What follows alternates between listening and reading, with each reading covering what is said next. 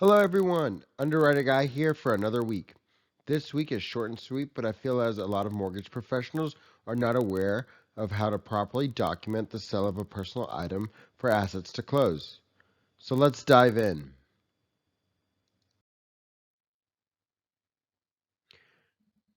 The sale of a personal asset, the guideline states that proceeds from the sale of a personal asset are an acceptable source of funds for down payment, closing costs, and reserves provided the individual purchasing the asset is not a party of the property sales transaction or the mortgage financing transaction. But they do need to be documented properly, and it's not just with a copy of the check and you are done. Let's dive into how to properly document the sale of a personal asset.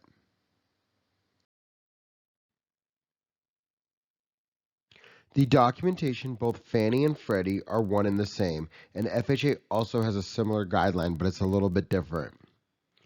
We must first show documentation of ownership of the asset. For example, if your borrower is selling an automobile, we would need a copy of the title. We must also have documentation on the value of the asset. It must be from an independent and reputable source. If the proceeds represent more than 50% of the total monthly income used to qualify, so if it's considered a large deposit for conventional, we must use the lesser of the estimated value or the actual sale price when determining the amount of funds to be used for our transaction. We also need to document the transfer of ownership of the asset, which normally is a bill of sale. We would then need to document the borrower receipt of the sale proceeds, which should be a copy of the check and showing the funds going into the borrower's account. There's other ways to document this as well, but this is just one example.